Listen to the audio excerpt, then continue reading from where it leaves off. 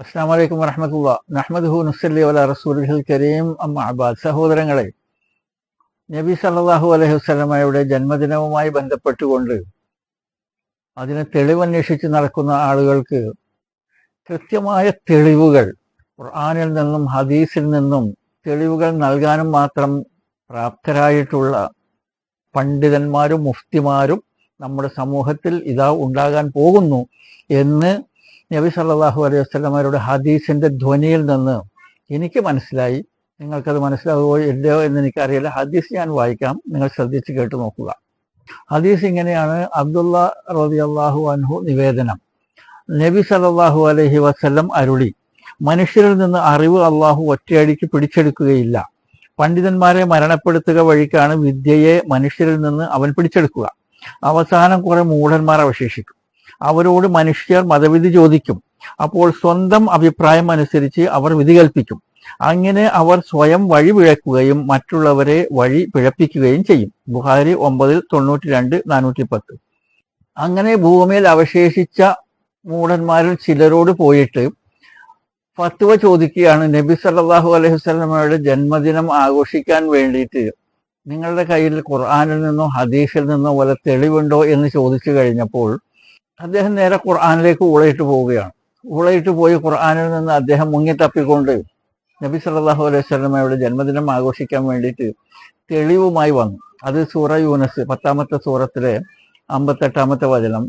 ഖുൽ ബിഫളലില്ലാഹി വബിറഹ്മതിഹി ഫബിദാലിക ഫൽയഫറഹു വഖൈറും മിമ്മാ യജ്മഊൻ.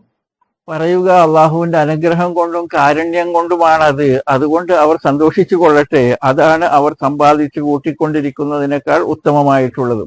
അതുകൊണ്ട് അവർ സന്തോഷിച്ചു കൊള്ളട്ടെ എന്ന് പറഞ്ഞു കഴിഞ്ഞാൽ നബി സല്ലല്ലാഹു അലൈഹി വസല്ലമയുടെ ജന്മദിനം ആഘോഷിക്കാൻ വേണ്ടിയിട്ടുള്ള ആയത്താണ് എന്ന് പറഞ്ഞാണ് ഇവർ മുമ്പോട്ട് വന്നിരിക്കുന്നത്. ഇപ്പൊ നിങ്ങൾക്ക് കാര്യം കൃത്യമായി മനസ്സിലായില്ലേ?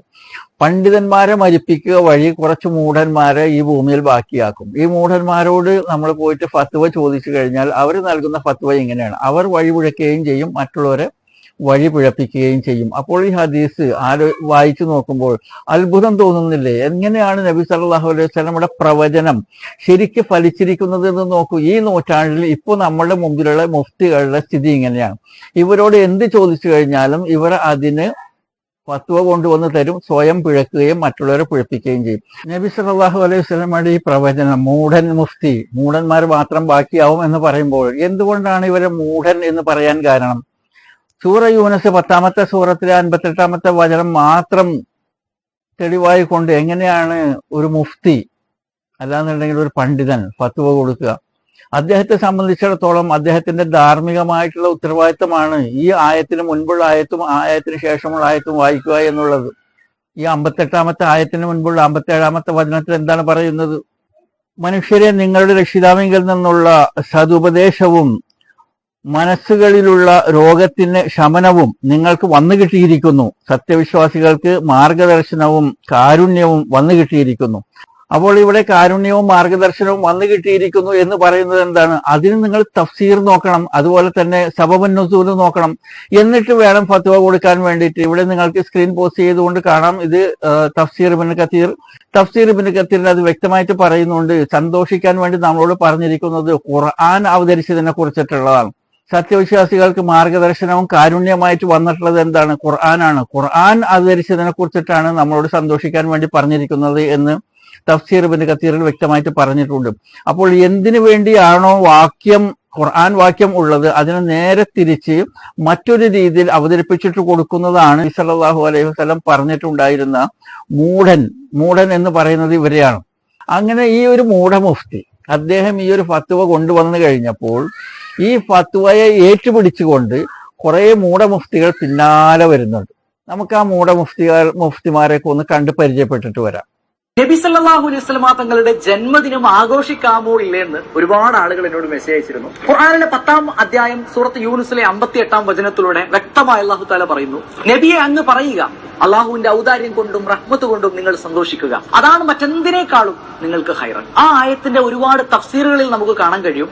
ആ റഹ്മത്ത് എന്നാൽ മുത്തനബി സല്ലല്ലാഹു അലൈഹി വസല്ലമ തങ്ങളാണ്. നബി സല്ലല്ലാഹു അലൈഹി വസല്ലമ തങ്ങളുടെ ജന്മദിനവുമായി ബന്ധപ്പെട്ടിട്ടുണ്ട്. പരിശുദ്ധ ഖുർആനിൽ തന്നെയല്ലേ പറഞ്ഞിട്ടുള്ളത്, ഫബിദാലിക ഫല്യഫ്റഹു, നിങ്ങൾ ആ നബി സല്ലല്ലാഹു അലൈഹി വസല്ലമ തങ്ങളെ കൊണ്ട് അവർ സന്തോഷിച്ചു കൊള്ളട്ടെ എന്ന് പറഞ്ഞാൽ മുത്ത് നബി സല്ലല്ലാഹു അലൈഹി വസല്ലമ തങ്ങളുമായി ബന്ധപ്പെട്ടിട്ടുള്ള എല്ലാ വസ്തുക്കളെ കൊണ്ടും നമുക്ക് സന്തോഷിക്കാം. പലരും ചോദിക്കുന്ന ഒരു ചോദ്യമാണ്, നബി സല്ലല്ലാഹു അലൈഹി വസല്ലമ തങ്ങളുടെ ജന്മദിനം ആഘോഷിക്കാൻ എന്താണ് തെളിവ് എന്ന്.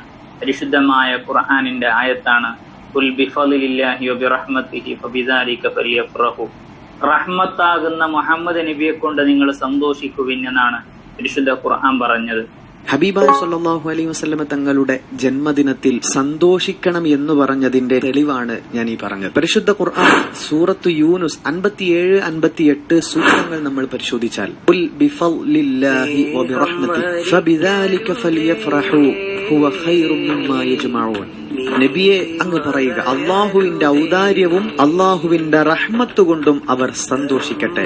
അള്ളാഹുവിന്റെ ഔദാര്യം എന്ന് പറഞ്ഞാൽ അത് വിജ്ഞാനമാണ്, അള്ളാഹുവിന്റെ റഹ്മത്ത് എന്ന് പറഞ്ഞാൽ അത് മുത്തുനബി സല്ലല്ലാഹു അലൈഹി വസല്ലമ തങ്ങളാണ് എന്നാണ് പ്രധാനപ്പെട്ട വിശുദ്ധ ഖുർആനിന്റെ വ്യാഖ്യാന ഗ്രന്ഥങ്ങളിൽ മുഴുവനും പറയുന്നത്. കണ്ടല്ലോ. അപ്പോൾ ഈ മൂഢമുഫ്തിമാരൊക്കെ ആദ്യത്തെ ആ മൂഢമുഫ്തി കൊണ്ടുവന്നിട്ടുണ്ടായിരുന്ന ഈ ആയത്ത് 10-ാമത്തെ സൂറത്തിലെ 58-ാമത്തെ വചനം ബാക്കിയുള്ളവരൊക്കെ ഏറ്റുപിടിച്ചുകൊണ്ട് അതിങ്ങനെ പറഞ്ഞുകൊണ്ടിരിക്കുകയാണ്. ഇനി വേറൊരു മുഫ്തി ഒരു സ്റ്റെപ്പും കൂടി മുമ്പോട്ട് പോയിട്ട് അദ്ദേഹം ഹദീസിൽ നിന്നും തെളിവ് കൊണ്ടുവരുന്നുണ്ട്. ഈ ഹദീസിൽ തെളിവ് എവിടെ നിന്നാണ് റിക്രൂട്ട് ചെയ്തിരിക്കുന്നത്? നരകത്തിൽ നിന്നാണ് റിക്രൂട്ട് ചെയ്തിരിക്കുന്നത്. അത് അദ്ദേഹം പറയുന്നതെന്ന് കേൾക്കാം. ഈ ബുഖാരിയിൽ റിപ്പോർട്ട് ചെയ്ത മറ്റൊരു ഹദീസിൽ കാണാം, നരകാവകാശി എന്ന് റസൂൽ നേരിട്ട് പറഞ്ഞ കാഫിറായ അബൂലഹബ് തന്റെ സഹോദരൻ അബ്ദുള്ളക്ക് മുഹമ്മദ് എന്ന ഒരു മകൻ ജനിച്ചു എന്ന സന്തോഷ വാർത്ത വന്ന് ആദ്യം പറഞ്ഞ സുഹൈബത്തുൽ അസ്ലമി എന്ന തന്റെ അടിമ സ്ത്രീയെ മോചിപ്പിച്ചിരുന്നു. നബി ജന്മം കൊണ്ട് സന്തോഷം പ്രകടിപ്പിച്ചു എന്നൊരൊറ്റ കാരണം കൊണ്ട് എല്ലാ തിങ്കളാഴ്ചയും അദ്ദേഹത്തിന്റെ ശിക്ഷയിൽ അള്ളാഹു ഇളവ് കൊടുക്കുന്നുണ്ട്. ഹദീസിൽ തന്നെ കാണാം, തിരുനബിയുടെ മൂത്താപ്പ അബൂലഹബിന്റെ മരണശേഷം മോശമായ രൂപത്തിൽ ചില ബന്ധുക്കൾക്ക് സ്വപ്നത്തിൽ ദർശിച്ചപ്പോൾ അവർ അദ്ദേഹത്തോട് ചോദിക്കുകയാണ്, എങ്ങനെയുണ്ട്? അതിന് അബൂലഹബ് കൊടുത്ത മറുപടി, സുഹൈബയെ മോചിപ്പിച്ച കാരണത്താൽ എനിക്ക് പാനീയം നൽകപ്പെടുന്നു എന്നല്ലാതെ മറ്റൊരു സുഖവും എനിക്ക് ലഭിക്കുന്നില്ല. അപ്പൊ നബിയുടെ ജന്മദിനത്തിൽ സന്തോഷിച്ചതിന്റെ പേരിൽ ഒരു കാഫിറിന് പോലും ശിക്ഷയിൽ ഇളവ് കൊടുത്തിട്ടുണ്ടെങ്കിൽ മുസ്ലിമായ നമുക്ക് അള്ളാഹു പ്രതിഫലം തരില്ല എന്നാണോ നിങ്ങൾ പറയുന്നത്? കേട്ടല്ലോ. ഇത് സയ്യൽ ബുഖാരി ഹദീസ് എന്നാണ് ഇദ്ദേഹം പറയുന്നത്. ഇത് നബി സല്ലല്ലാഹു അലൈഹി വസല്ലമയുമായി സനദ് ചേർക്കപ്പെടുന്ന ഒരു ഹദീസല്ല. ഇത് സയ്യൽ ബുഖാരിയിലുള്ളത് തന്നെയാണ്. സഹാബിമാരുടെ കോലിൽപ്പെട്ടിട്ടുള്ളതാണ് ആസാർ. ഇതിന്റെ യാഥാർത്ഥ്യം എന്തെന്നാൽ, അബൂജഹൽ നബി സല്ലല്ലാഹു അലൈഹി വസല്ലമ ഭൂജാതനായ സന്തോഷ വാർത്ത അറിഞ്ഞു കഴിഞ്ഞപ്പോൾ അബൂജഹൽ ഒരു അടിമയെ സ്വതന്ത്രയാക്കി. അതുകൊണ്ട് അബൂജഹലിന് നരകത്തിൽ തിങ്കളാഴ്ച തോറും വെള്ളം കുടിക്കാൻ ലഭിക്കുന്നു എന്നാണ് ഇദ്ദേഹം പറയുന്നത്. ഇവിടെ നമ്മൾ മനസ്സിലാക്കേണ്ടത്, അമ്പിയാക്കളതല്ലാത്ത സ്വപ്നം ആര് തന്നെ കണ്ടോട്ടെ, അത് സഹാബിമാര് കണ്ടാലും ശരി, അത് ഇസ്ലാമിൽ അത് പ്രമാണമല്ല. എന്നാൽ ഇത് പ്രമാണമാണ് 3 പേർക്ക്. അതാരൊക്കെയാണ്? 1 ഷിയാക്കള്, 2 സമസ്തക്കാര്, 3 തബ്ലീഗ് ജമാഅത്ത്. ഇവരെ സംബന്ധിച്ചിടത്തോളം ഇത്തരത്തിലുള്ള ആരെങ്കിലുമൊക്കെ കണ്ടിട്ടുള്ള സ്വപ്നങ്ങൾ അത് അവർക്ക് പ്രമാണമാണ്, ഇസ്ലാമിക പ്രമാണമായിട്ട് അവർ അംഗീകരിക്കുന്നു. എന്നാൽ സത്യവിശ്വാസിയെ സംബന്ധിച്ചിടത്തോളം ഇത് പ്രമാണമല്ല. ഈ അബൂജഹൽ നബി സല്ലല്ലാഹു അലൈഹി വസല്ലമ ഭൂജാതനായ അന്നത്തെ ദിവസം ആണ്, കൈക്കുഞ്ഞിലെടുക്കുന്ന ശിശുവായിരിക്കുന്ന സമയത്താണ് ഈ അബൂജഹൽ ഒരു അടിമയെ സ്വതന്ത്രയാക്കുന്നത്. എന്നാൽ ഇതേ അബൂജഹലിന്റെ മുൻപിൽ നബി സല്ലല്ലാഹു അലൈഹി വസല്ലമ വളർന്നു വലുതായി പ്രബോധന രംഗത്ത് എത്തിക്കഴിഞ്ഞപ്പോൾ, ലാ ഇലാഹ ഇല്ലല്ലാഹ് എന്ന് പോയി പറഞ്ഞു കഴിഞ്ഞപ്പോൾ, തബ്ബൻ ലക യാ മുഹമ്മദ്, മുഹമ്മദേ നിനക്ക് നാശം എന്ന് ആവർത്തിച്ച് പറയപ്പെട്ടിട്ടുള്ള ഒരു മനുഷ്യനാണ്. ആ മനുഷ്യന് അള്ളാഹു സുബ്ഹാനഹു വ തആല പറയുന്നത്, തബ്ബത് യദാ അബീ ലഹബിൻ വതബ്ബ്, അബൂലഹബിന്റെ നാശം. അങ്ങനെ ആ നാശം അടഞ്ഞുകൊണ്ടിരിക്കുകയാണ് അദ്ദേഹം നരകത്തിൽ. എന്നിട്ട് ആ നരകത്തിൽ നിന്നാണ് നമ്മൾ തെളിവ് റിക്രൂട്ട് ചെയ്തിരിക്കുന്നതെന്ന് ആലോചിച്ച് നോക്കൂ. അപ്പോൾ നബി സല്ലല്ലാഹു അലൈഹി വസല്ലമ പറഞ്ഞത് എത്ര കറക്റ്റാണ്, എത്ര ശരിയാണ്. ഒരു കുറിക്ക് കൊള്ളുന്ന ഒരു ഹദീസല്ലേ ഇത്? പണ്ഡിതന്മാരെ മരിപ്പിക്കുക വഴി ഭൂമിയിൽ കുറെ മൂഢന്മാർ ബാക്കിയാവും. അവരോട് ഫത്വ ചോദിച്ചു കഴിഞ്ഞാൽ അവർ ഫത്വ നൽകും, മതവിധി നൽകും, സ്വയം പിഴക്കും, മറ്റുള്ളവരെ പിഴപ്പിക്കുമെന്ന് പറഞ്ഞത് എത്ര കറക്റ്റാണെന്ന് ആലോചിച്ച് നോക്കൂ നിങ്ങൾ.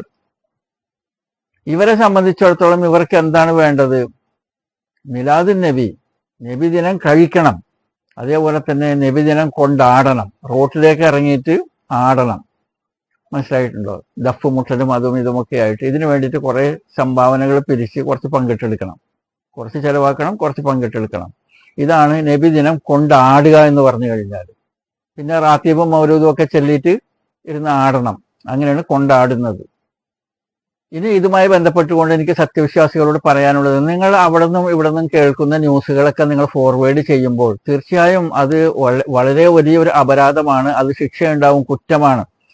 കാരണം അല്ലാഹു സുബ്ഹാനഹു വ തആല നമ്മളോട് നൽകുന്ന ഒരു നിർദ്ദേശമുണ്ട്. അതെന്തെന്നാൽ നമ്മൾ ഒരു സംഭവം ഫോർവേഡ് ചെയ്യുന്ന സമയത്ത് അത് സത്യമാണോ അല്ലയോ എന്ന് കൃത്യമായിട്ട് അന്വേഷിച്ചറിയണം. ഖുർആൻ അല്ലാഹു സുബ്ഹാനഹു വ തആല സത്യവിശ്വാസികളെ വിളിച്ചുകൊണ്ട് പറയുകയാണ്, യാ അയ്യുഹല്ലദീന ആമനൂ, സത്യവിശ്വാസികളെ, ഇൻ ജാഅകും ഫാസിഖുൻ ബിനബഇൻ ഫതബയ്യനൂ അൻ തുസീബു ഖൗമൻ ബിജഹാലത്തിൻ ഫതുസ്ബിഹു അലാ മാ ഫഅൽതും നാദിമീൻ. സത്യവിശ്വാസികളെ, ഒരു അധർമ്മകാരി വല്ല വാർത്തയും കൊണ്ട് നിങ്ങളുടെ അടുത്ത് വന്നു കഴിഞ്ഞാൽ നിങ്ങൾ അതിനെ കൃത്യമായിട്ട് അന്വേഷിച്ചറിയണം. അറിയാതെ നിങ്ങൾ ഒരു ജനതയ്ക്ക് ആപത്ത് വരുത്തി തീർക്കുകയും എന്നിട്ട് ആ ചെയ്തതിന്റെ പേരിൽ നിങ്ങൾ ഖേദക്കാരായി തീരാതിരിക്കാൻ വേണ്ടിയും.